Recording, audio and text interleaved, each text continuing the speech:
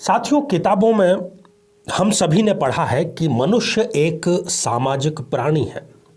उसको परिवार की और समाज की आवश्यकता पड़ती है अपने जीवन को सुखद ढंग से, सुचारू ढंग से निर्वाह करने के लिए। पर क्यों एक ऐसा योग किसी की जन्म पत्रिका में निर्मित हो जाता है? आज कुंडली विश्लेषण में हम जानेंगे कि बचपन में उसकी माता उसका साथ छोड़ करके स्वर्ग सिधार गई। जब वो जवान हुआ तो पिता की कैंसर से दर्दनाक मौत हो गई। जो बड़ा भाई था वो विवाह करके अलग हो गया, अपना जीवन उसने अलग रास्ते पर अख्तियार कर लिया। विवाह हुआ, आर्थिक स्थिति ठीक नहीं थी तो पत्नी भी अपने रास्ते उसको छोड़ करके बीच राह में चली गई। क्यों मंगल दोष ने दूसरे कुछ दोषों का सहारा पाकर के इतना विकराल, इतना भीषण रूप धारण कर लिया?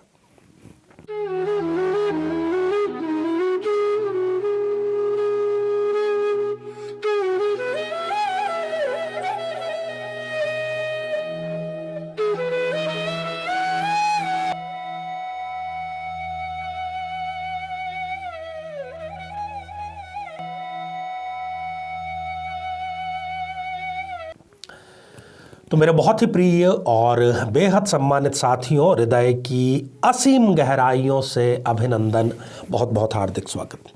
साथियों, इन दिनों हमारी विशद चर्चा चल रही है मंगल दोष पर और उसकी कई परतें हम उधेड़ चुके हैं, उजागर कर चुके हैं। बहुत से आपके कमेंट्स भी इसकी जिज्ञासा को लेकर के आ रहे हैं।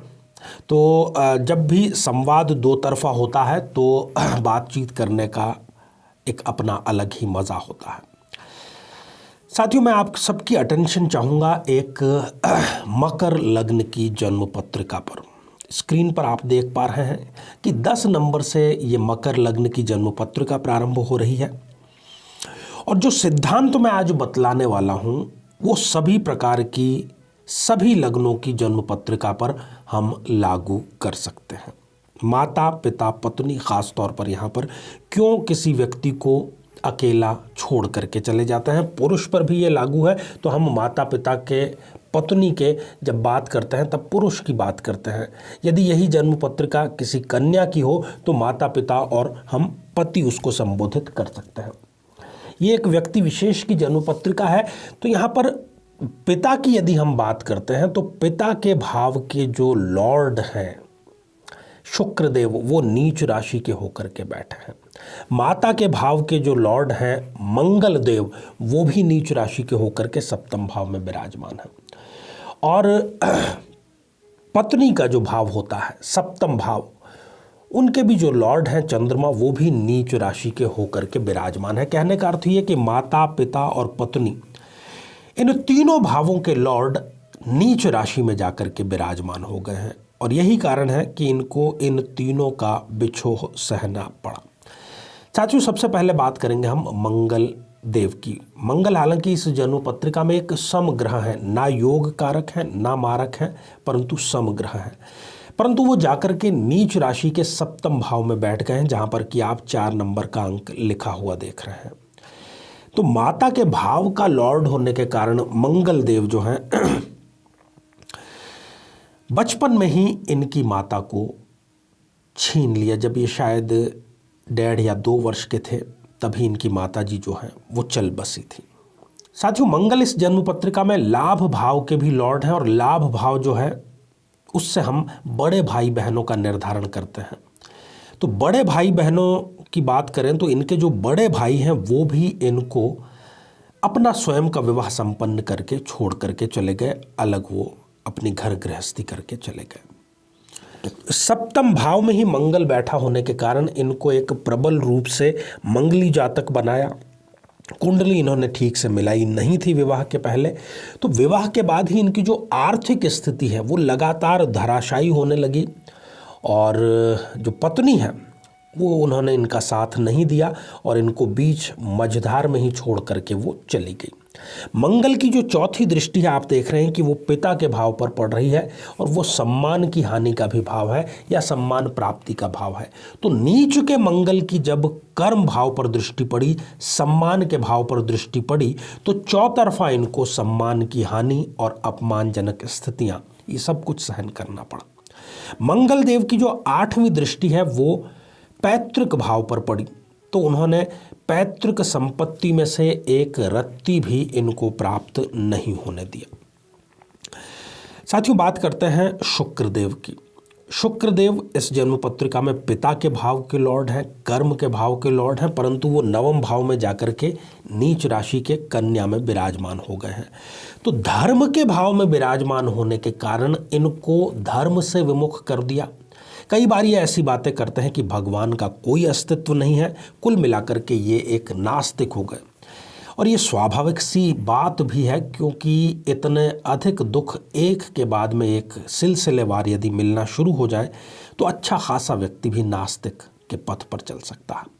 और 9वें भाव में बैठा होने के कारण शुक्र ने भी इनके पिता को एक कैंसर युक्त और एक दर्दनाक मृत्यु प्रदान की। साथियों, यहाँ बैठे हुए शुक्रदेव ने अपनी 7वीं जितनी दृष्टि 3rd हाउस में तृतीय भाव में डाली, जो कि महत्वाकांक्षा, जीने की इच्छा का भाव होता है, तो इनकी जीने की जो इच्छा है वो शुक्रदेव ने समाप्त कर दी। साथियों, आप देख रहे हैं कि चंद्रदेव लाभ भाव में विराजमान है और उन्होंने अपनी जितनी नीचता की दृष्टि 5म भाव पर डाली, तो एक तो इनकी विद्या पूर्ण नहीं होने दी और ऊपर से इनको संतान भी प्राप्त उन्होंने नहीं करने दी। इस प्रकार की इतनी विषम परिस्थितियों में ये जीवन यापन कर रहे हैं। साथियों, यदि इस प्रकार की कोई स्थितियां हो, सभी रिश्तों के जो लॉर्ड हैं वो लगभग नीच राशि में आकर के विराजमान हो जाएं, तो ऐसी स्थिति में आपको चाहिए कि आप ओम मम महारुद्राय नमः इस मंत्र का जाप जरूर करें। मंगलवार से इसको प्रारंभ करें और रोजाना 108 बार करें। वो हम कहते हैं ना कि डूबते को तिनके का सहारा मिल गया, ऐसा ही एक सहारा अनजाने ही सही, अचानक ही सही, आकस्मिक ढंग से आपके पास में आकर के आपको एक नया रास्ता, एक नया जीवन जरूर प्रदान करेगा।